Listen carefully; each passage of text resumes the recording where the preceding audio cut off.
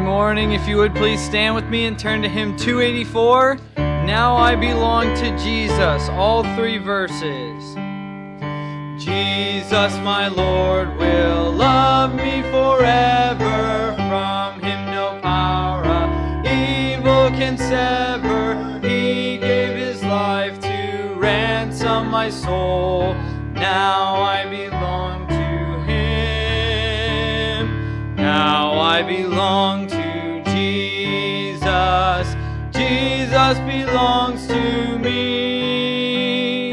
Not for the years of time alone, but for eternity. Once I was lost in sin's degradation. Jesus came down to bring me salvation, lifted me up from sorrow and shame. Now I belong to him.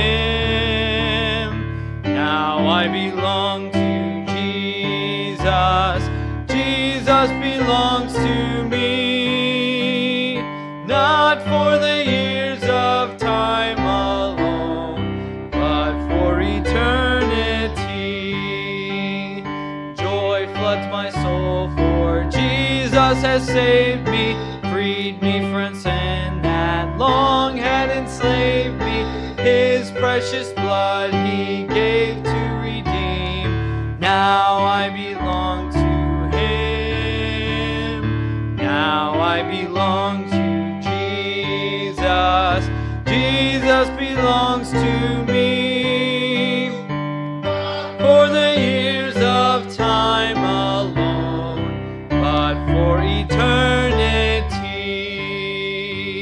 Good singing this morning. You may be seated. Amen. Well, good morning.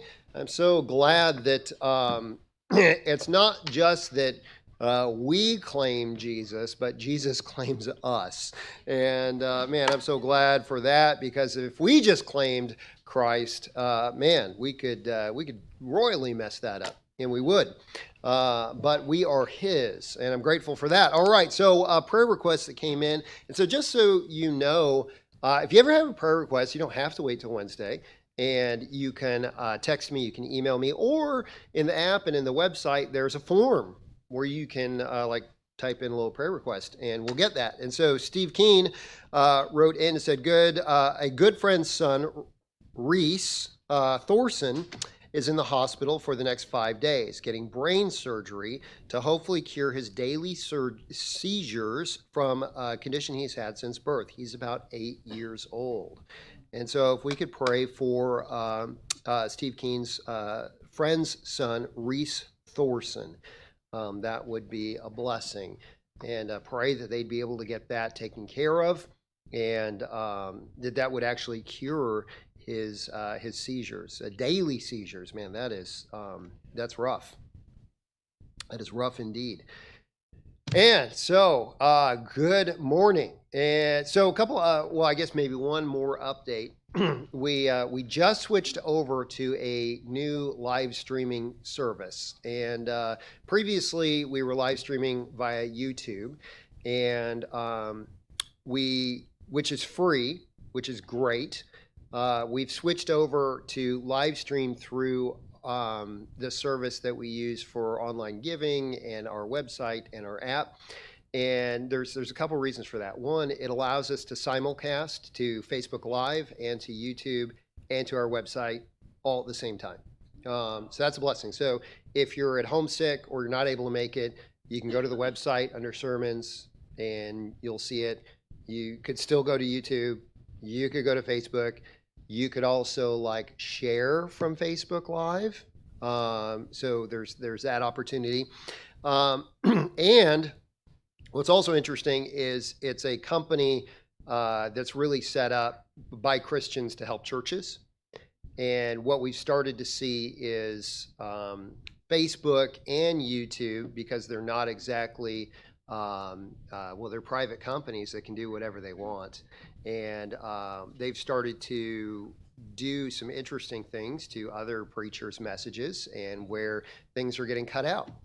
and so we want to go to a platform that's kind of by Christians for Christians, so that we don't have to worry about our message being censored.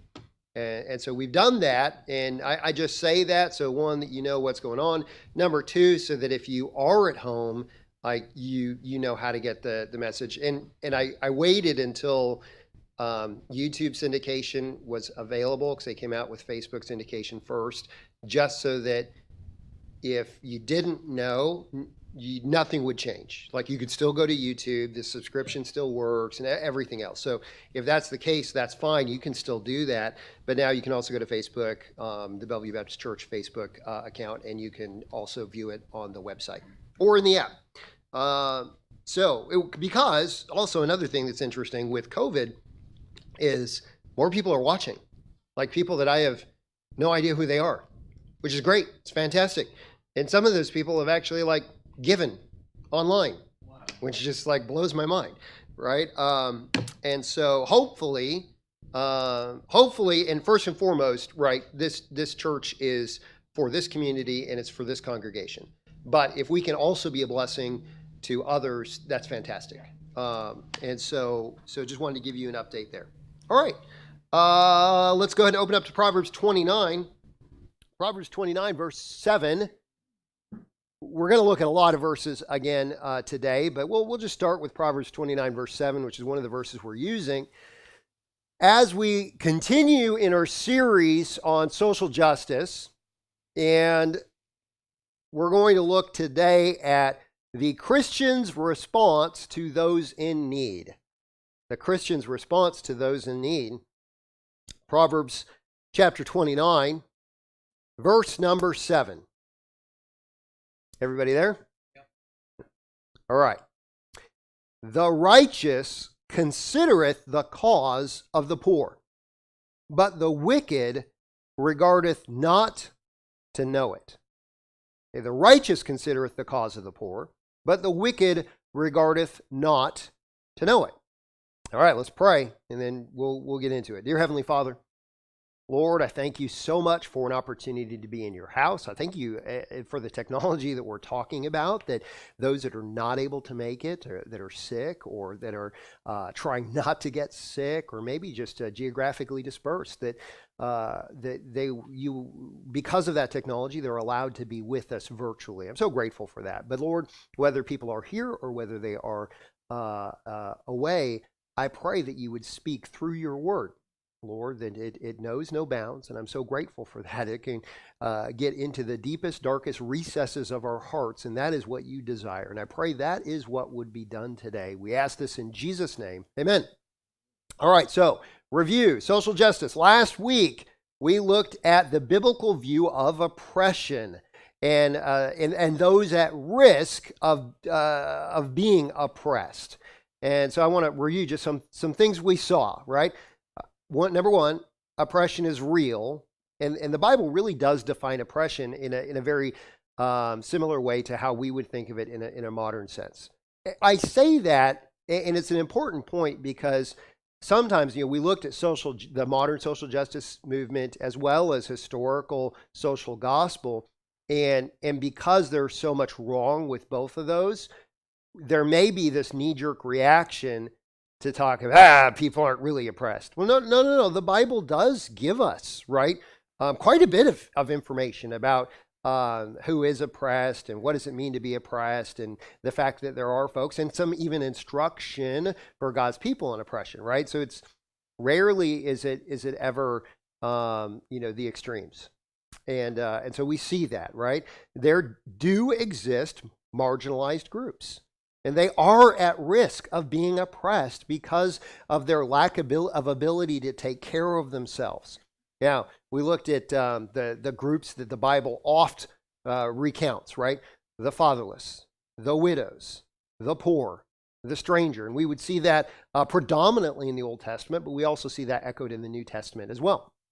So these marginalized or at-risk groups, and I think this is important, are not oppressed because they are marginalized or at risk. Marginalized meaning at the fringes of society, right? They're not oppressed just by that fact alone.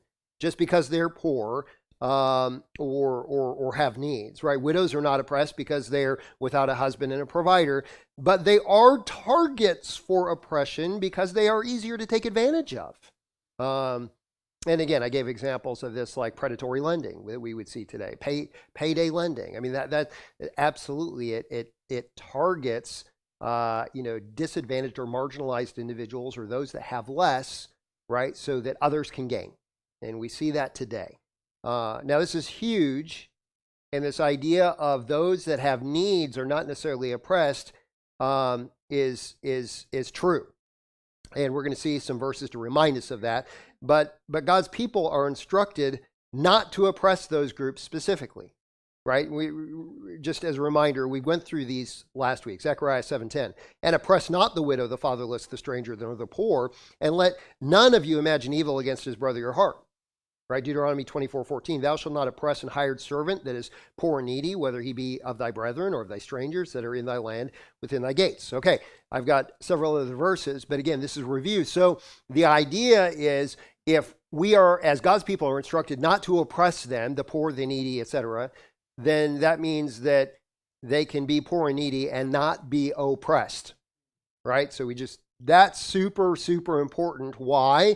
Because that is not what modern social justice says. Modern social justice says that anywhere where there does not exist equity, there must be oppression. There must be oppression. But that's not the case. And we see example after example of this.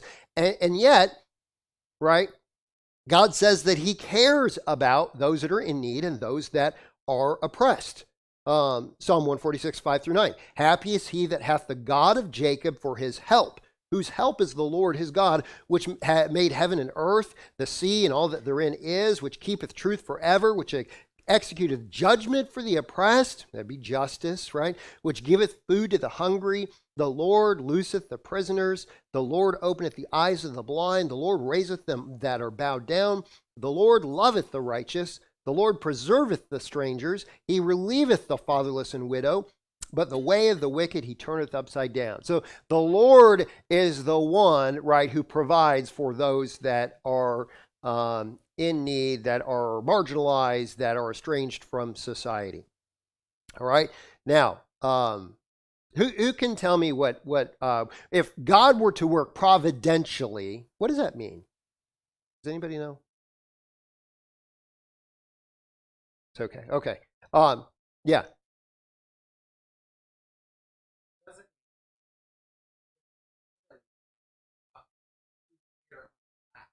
That's true. Yeah. Yeah, yeah.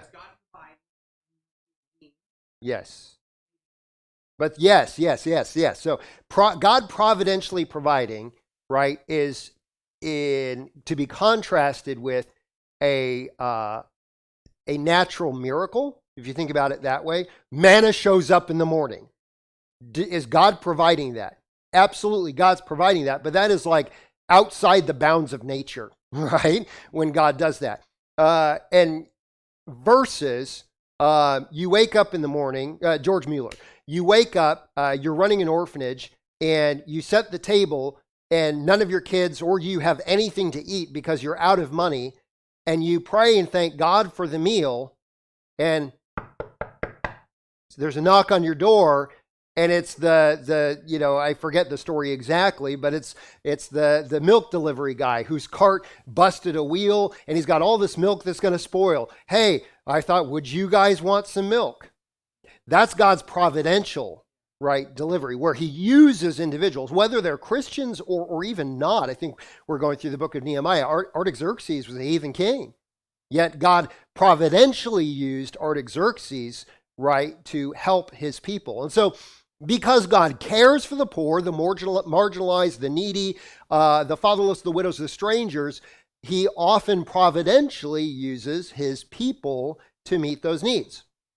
That's why we're not just called to not oppress the poor.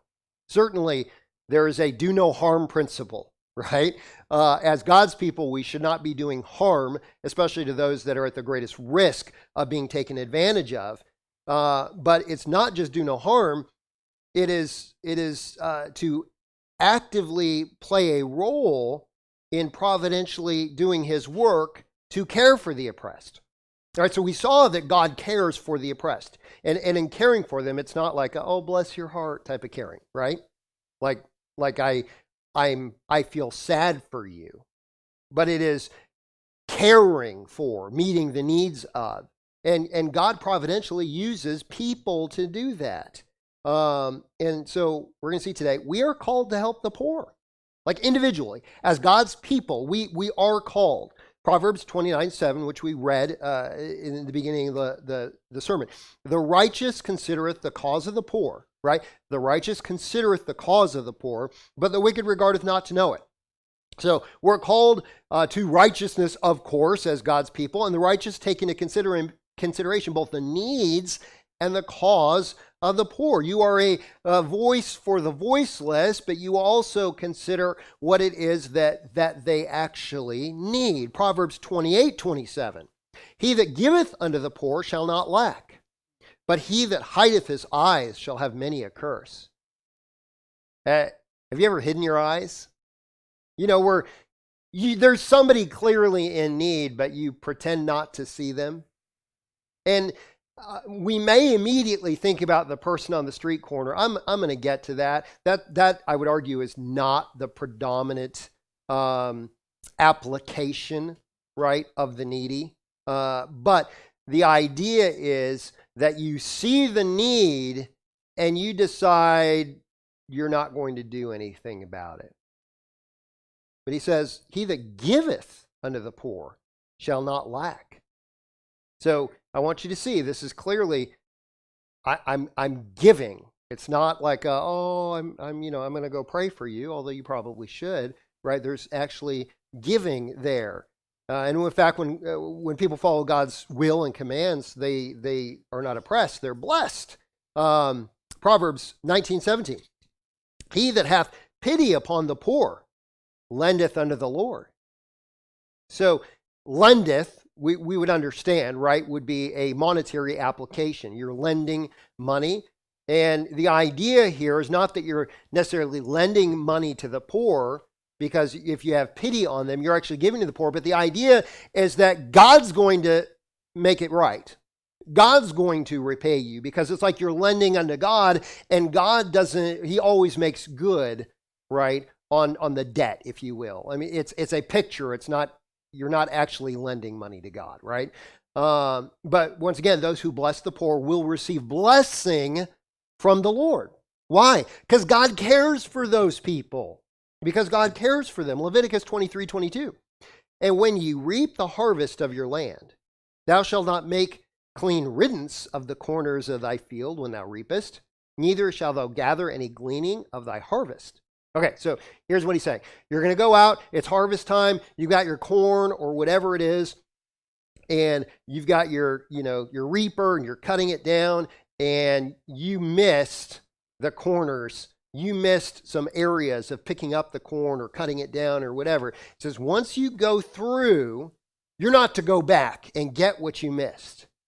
Okay, that's the instruction for the children of Israel. And he says, thou shalt leave them unto the poor and to the stranger. I am the Lord your God. Now, this was God's instruction for his nation, and really how he would providentially provide, right, for those in need. And this is food, how they would get food. Interesting things to note, Leviticus 19:10 says, and thou shalt not glean thy vineyard, neither shalt thou gather every grape of thy vineyard. Thou shalt leave them for the poor and the stranger. I am the Lord your God. So again, it's the same instruction, but what's interesting is work is still required. So here you go through and you harvest your crop, but you didn't get everything. And in fact, you're not trying to get everything. I mean, that's the idea. Is there's going to be some left, and that's actually by design, right? Because you're allowing for others to come onto your land and to take what you left. But here's the thing, if you don't have any food, you've got to do some harvesting. You've got to do some work. because it's out in the field. It didn't get delivered to you, right? It wasn't ready to go, packaged and sealed. You've got to go and you've got to get it. And by the way, you've got to be somewhat diligent because you're kind of up against the other people that are needy and need some food. So you need to be there, right? And I'm reminded of the book of Ruth, right? And I mean, there were the widows and the women that were there that were all there trying to secure their needs, their food, and so it wasn't highly competitive, but you had to be in the game, if I could say it that way, right? And there was work that was still required to get the food, but there was provision, right, that was made. And although this was a law for the nation of Israel, this would be, this really could be considered social safety net, right, from a theocracy standpoint. God instills this, but it is of the individual's giving, right? So it wasn't the nation that took a 10% tax upon everybody's harvest and put that in a storehouse and doled that out. It was, hey, there's going to be an availability of your goods, some portion of your goods that you're going to leave out that somebody else is going to be able to work for, okay? What's also interesting because that is that it is it's percentage giving. It's based on whether you had a huge number of fields, well, you're going to have more to be gleaned. If you have a small garden, you're going to have a lot less to be gleaned, right? And so that we see that in God's the codification of God's law for his people. Ezekiel 16:49, behold, this was the iniquity of thy sister Sodom, pride. Okay, so we're talking about the city of Sodom, the iniquity, the sin. Here's what's really interesting. He's not going to mention sodomy, okay, and Sodom. This was the iniquity of thy sister Sodom, pride, fullness of bread, and abundance of idleness was in her and her daughters. Neither did she strengthen the hand of the poor and the needy. See, where sin abounds, sin abounds. So there's more than one sin going on. And in this section, what God really chastises the city of Sodom for is pride, fullness of bread. There's no want. You've got everything you need. An abundance of idleness. And she did not strengthen the hand of the poor or the needy. Now, here's what's interesting. What makes not strengthening the hand of the poor and the needy worse? Fullness and an abundance of idleness. So you're full. You don't really have to work that much for whatever reason because it's plenty, and you still don't strengthen the hand of the poor and the needy? And he says, that's a problem. That's iniquity. That's sin. Pride, slothfulness, idleness, being full, and all of that, you still don't help the poor and the needy. The individuals were clearly able, but they had no desire and didn't help those who were in poverty. We are to be a source of blessing for those who have absolute need and are unable to provide for basic necessities for themselves. Okay, so that's 100% true. But I also want you to see that this corresponds with other biblical truths about working. Okay, they don't live in separate islands of truth, right? There's intersectionality. They agree. So Proverbs 6:6-8. Go to the ant, thou sluggard, consider her ways, and be wise, which having no guide, overseer, or ruler, provideth her meat in the summertime and gathereth her food in the harvest. So we are instructed to be wise in working and working while we can, right? Working for the future and storing for the future. Proverbs 20:4. The sluggard will not plow by reason of the cold. Therefore shall he beg in harvest and have nothing.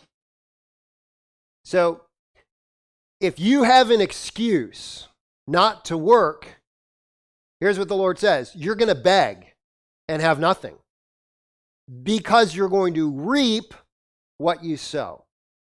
Right? That's what it says. Proverbs 13:4. The soul of the sluggard desireth and hath nothing, but the soul of the diligent shall be made fat. Proverbs 21:25. The desire of the slothful killeth him, for his hands refuse to labor. I hope you're seeing a pattern here. God expects people to work. God expects people to work. 1 Timothy 5:8, but if any provide not for his own, and especially for those of his own house, he hath denied the faith and is worse than an infidel. Those are really, really strong words, specifically for the Christian, that we are to provide for our own, for our family. 2 Thessalonians 3:10, for even when we were with you, this we commanded you, that if any would not work, neither should he eat.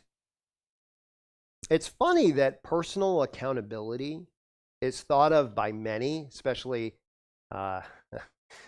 people that are more astute than Christianity is. They think and how Western Christianity has been hijacked by America. That's the idea by many.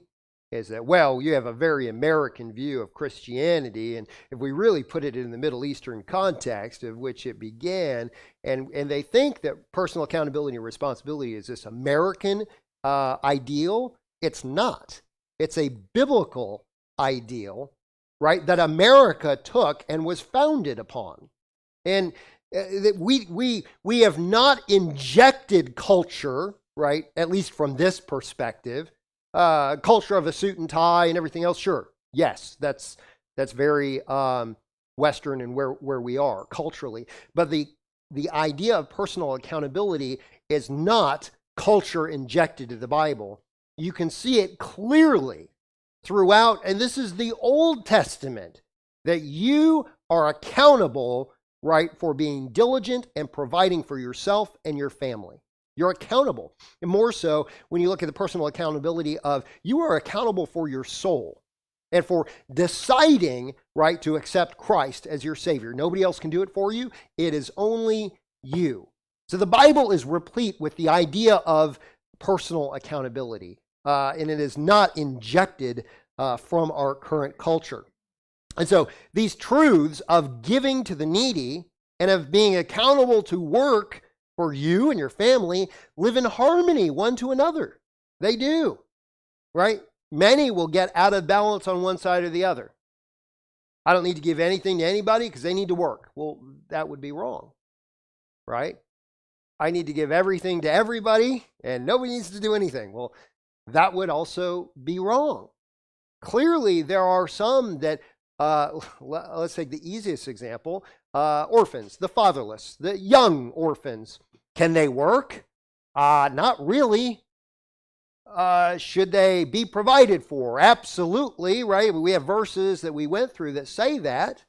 But this is going to be something that we have to be thoughtful and prudent, right, and wise about.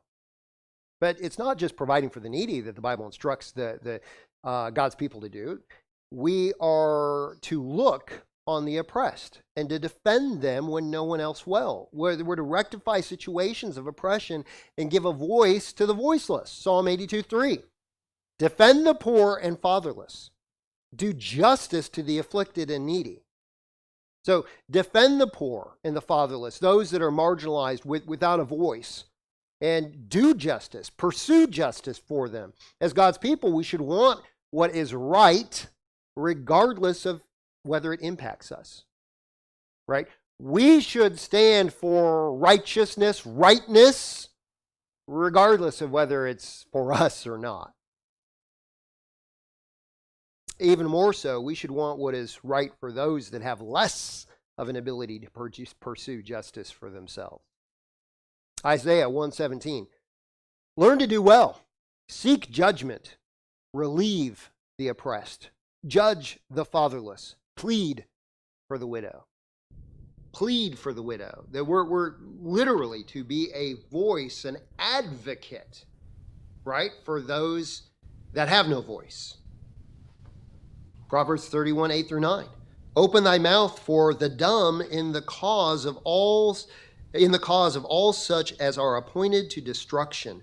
Open thy mouth, judge righteously, and plead the cause of the poor and needy. Once again, we're to plead the cause. As we saw last week, our judgment is not to take advantage of one group above another, but we are called to judge righteously, irrespective of who the parties are. I want to remind you, Leviticus 19:15. Ye shall do no unrighteousness in judgment. Thou shalt not respect the person of the poor, nor honor the person of the mighty, but in righteousness shalt thou judge thy neighbor. So we are to judge, right, righteously, in equity, but we can not pervert judgment in favor of the poor, but we can, in grace and mercy, give of ourselves, right, to the poor and the needy. And I think that's a very important distinction, because you could, and many Christians walk away from all of these admonitions and instructions to be an advocate, to personally help, or I won't say personally, to give to the poor and the needy, and they say, aha, all of these social programs and socialism, etc. I mean, man, this is so biblical. But I want you to see that this is about you as a person. This isn't about a different entity, the government, or another person or anybody else. This is about you as God's people having a standard of righteous judgment that is the same for everyone, and yet you give of yourself, whether financially or time or anything else, to those that are truly in need. You give of yourself to those that need an advocate, right? That is the call. That's the call. So this is all Old Testament stuff, which I think is actually awesome, right? Because again, I get so frustrated by this idea that the God of the Old Testament is different than the God of the New Testament. So does the New Testament Christian still need to personally provide for the needy? That would be a relevant question. The answer is a resounding yes. Yes, I think one of Jesus' parables will give us a clear example of what that looks like in real life. So turn to Luke chapter 10, if you would. Luke chapter 10, we're going to look at 8 verses there. Very well-known parable. Luke chapter 10, verse 30, we'll be starting in. And Jesus answering said, a certain man went down from Jerusalem to Jericho and fell among thieves, which stripped him of his raiment and wounded him and departed, leaving him half dead. And by chance there came down a certain priest that way, and when he saw him, he passed by on the other side. That would be like not looking upon the poor, right? So verse 32, and likewise a Levite, when he was at that place, came and looked on him and passed by on the other side. But a certain Samaritan, as he journeyed, came where he was, and when he saw him, he had compassion on him, and went to him and bound up his wounds, pouring in oil and wine, and set him on his own beast, and brought him to an inn, and took care of him. And on the morrow, when he departed, he took out 2 pence, and gave them to the host, and said unto them, take care of him, and whatsoever thou spendest more, when I come again, I will repay thee. Which now of these 3 thinkest thou was neighbor unto him that fell among the thieves? And he said, he that showed mercy on him. Then said Jesus unto him, go and do thou likewise. This is about loving your neighbor, right? So let's understand the need. Because we saw that we are to help and relieve the poor and the needy, right? So is there need in this case? Well, he was stripped of his clothing, he was wounded, and half dead. Check. That's clearly in need, all right? This was not someone who was looking for help to get gas money, or money for drugs, or housing, or a car payment, or a new cell phone, right? Which are all things that, anyways, I think I've heard. That's not what this is. This man is in dire need. He was in real and desperate need. And so who was the man? He was a Jew, most likely, as he was traveling from Jerusalem to Jericho. Okay, 2 religious men passed by on the other side, but the Samaritans, two Jewish religious men, right? The priest and the Levite, but the Samaritan had compassion on him. Now, true need should elicit true compassion from a follower of Christ. True need should elicit true compassion. The Samaritan was not only considered a dog and a half-breed by the Jews, but they weren't fond of the Jews themselves. So you have what, at worst, this would be worse than the most racial divides that we know of today. This is worse than a black man and a white man, right? Way, way worse. These men would be considered enemies at worst and adversaries at best. And yet, the Samaritan helps him. He went to him. First off, right, those other men wouldn't even go to him. They wouldn't even walk by him. He took the time from what he was doing to stop and to identify what was going on. Right? Sometimes it's easier for people to give money than to actually identify what's going on. You know what I'm saying? Yeah. I mean, they kind of look like they're in need, and I'm going to appease my conscience and give them $5, $20, whatever, and go on my way and think that I'm doing God's work. And they turn around and go buy drugs or whatever. So did you do God's work? So there's clear identification, and identification takes time. It takes time. Don't fool yourself thinking that you're super compassionate if you don't actually know what's going on, right? Without taking the time, you are not showing true compassion. So he bound up his wounds. So not only he takes time, he assesses what's going on, kind of triages, right? He binds up his wounds, and that's the immediate triage. And then he sets him on his beast. This was now even more of a burden of the man. So not only is he not able to go where he was on his way to go, he clearly had some type of an appointment, right? Whether that was a hard deadline or not. He puts him on his animal, so now he's going to walk while the man rides on his beast. He goes to an inn to provide shelter and a place for healing for him. He paid for the lodging. He extended himself to ensure the needs of the man were met. I mean, basically, he signed credit, right? And said, whatever it takes, I'll come back and pay it. I mean, this is like substantial. He stayed overnight, if you realize that. I'm sure he wasn't planning on staying overnight, right, in his travels, so he's delayed even further, but he does have something he must do, and so he goes to execute whatever it was that he was doing. And then he actually comes back, and he'll return and check on the man. I mean, this is like onerous, if I could say it that way. It's onerous. It's not convenient at all. But he makes sure that the man's needs were met. This is huge, huge personal sacrifice. But I also want you to see it probably saved the man's life. I mean, it probably did. And this is what Jesus says loving your neighbor is about. This has been preached many times, and we're not trying to, exegete the passage here and everything else, but we are trying to see that, it could be your worst enemy, right? It could be absolutely onerous, wreck your schedule, and have an impact on your finances. That's what loving your neighbor is about. But this was real need. This was real need, and it was personal. I would be surprised, and the Bible doesn't say anything about this. I would be surprised if there wasn't a relationship that was developed out of this, right? I mean, if you're the Jew, how could you not be so exceedingly thankful, right, to this man? And generally, when you give sacrificially to somebody else, I mean, that your kind of heart goes with your treasure, right? And there's probably a relationship. It was caring. It was sacrificial. And by the way, this man was oppressed, right? He was beaten, stripped of his clothes, left half dead. That was true oppression. The Bible tells us that God's people are his chosen vessels.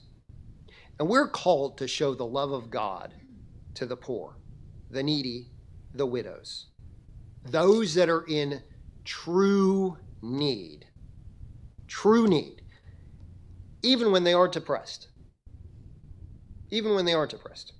We are called to do this because this is how we follow God and show his love. Do you remember Ephesians chapter 5, verses 1 through 2? We're called to be imitators of God and the love of Christ, right? That we would imitate that and show forth that love.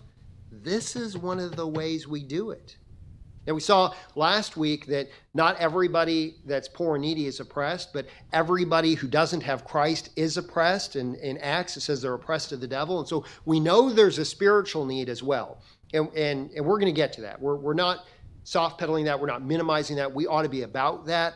But that doesn't mean we no longer need to be...